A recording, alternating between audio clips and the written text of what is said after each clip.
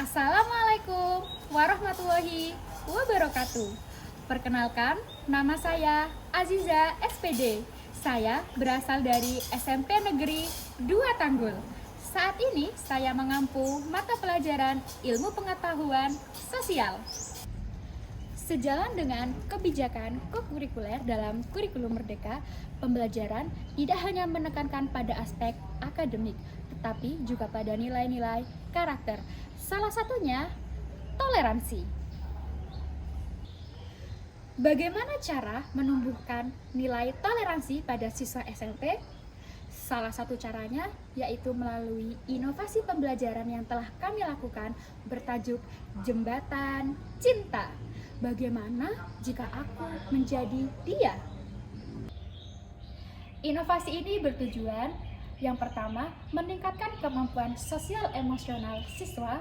Yang kedua, meningkatkan budaya toleransi di sekolah. Dan yang ketiga, menciptakan lingkungan belajar yang inklusif dan suportif. Inovasi ini bertujuan untuk mendorong siswa agar lebih terbuka, saling memahami, dan menciptakan lingkungan belajar yang lebih positif antar teman sebaya.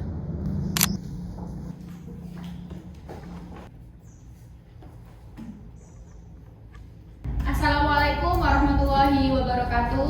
Waalaikumsalam warahmatullahi wabarakatuh. Silakan ketua kelas dipimpin doa terlebih dahulu. Sebelum kita memulai pelajaran, marilah kita berdoa terlebih dahulu. Berdoa mulai. Bismillahirrahmanirrahim. Baik anak-anak, hari ini siapa yang tidak hadir? Hadir semua? Hadir. Alhamdulillah kalian diberikan kesehatan. Baik, sebelum kita memulai pembelajaran hari ini, kita ice breaking dulu ya, biar tidak jenuh ya. Silakan berdiri semuanya. Nah, ini karena ice breakingnya harus berpasangan, ini kan Dewi duduk sendirian karena jumlahnya ganjil. Dewi bisa maju ke depan. Silakan Dewi dipimpin ice breaking kali ini. Menjauh. Tangkap. Dari ice breaking tadi, apa yang bisa kalian pelajari? Pertama, fokus. Yang kedua, percaya diri. Nah, selain kedua hal itu, dari ice breaking tadi kan kalian juga berkompetisi ya. Meskipun berlomba, tapi tetap semuanya teman dan pada akhirnya tertawa bersama. Nah, sama seperti tujuan pembelajaran hari ini ialah memahami perasaan orang lain dan memberikan dukungan yang positif. Nah, sekarang Bu Aiza mau tanya, di antara kalian, apa pernah sih merasa tidak percaya diri, merasa berbeda, merasa tersisihkan dari pertemanan? Pernah nggak? Pernah. Ada yang mau menyampaikan nggak? Ya, berlian dulu, nanti Bagas ya.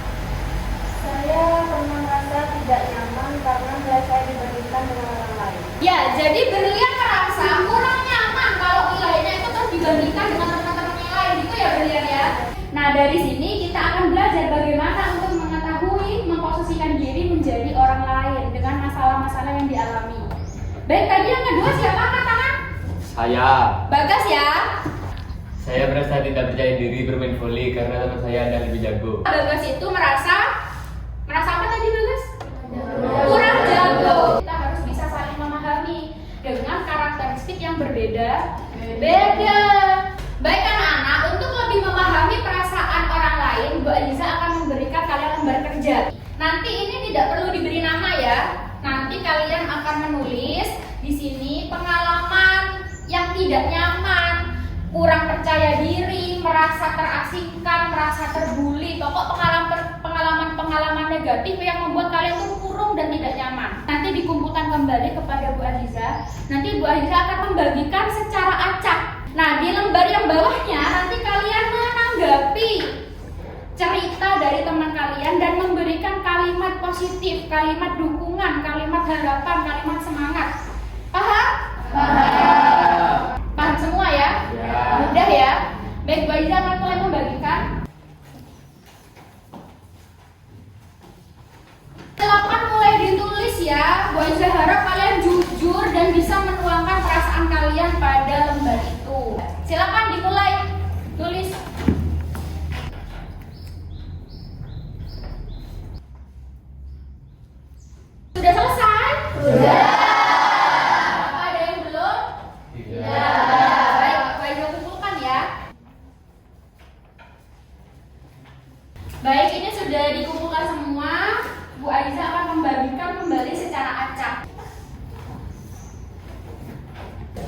Sudah dapat semua ya? Sudah.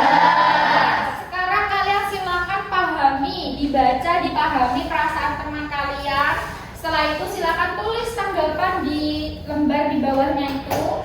Dan jangan lupa memberikan kalimat positif, kalimat dukungan, kalimat untuk membuat teman kalian semangat. Silakan dikerjakan.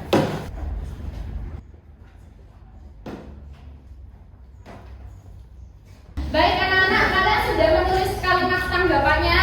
Sudah. Diberi semangat, motivasi? Sudah. Bu Aida akan menunjuk 2 siswa perwakilan secara bergantian. Silakan maju ke depan untuk membacakan cerita temanmu, kemudian tanggapanmu. Silakan Cindy maju ke depan. Silakan Cindy dibacakan. Saya pernah merasa tidak percaya diri karena gagal mencetak gol saat lomba sepak bola antar kelas, padahal peluangnya bagus. Terus tanggapannya Cindy gimana? Tanggapannya adalah tetap semangat dan tetap percaya diri. Mungkin itu bukan rezekimu, tetaplah latihan dan asah kemampuanmu. Ya, bener ya. Jadi mungkin ini yang menulis merasa sebel gitu ya. Kenapa sih nggak bisa nyetak gol padahal peluangnya banyak sekali kan? Jadi harus bisa memberi semangat, menjadi support system yang baik. Beri tepuk tangan dong untuk Cindy. Silakan dibacakan Naila.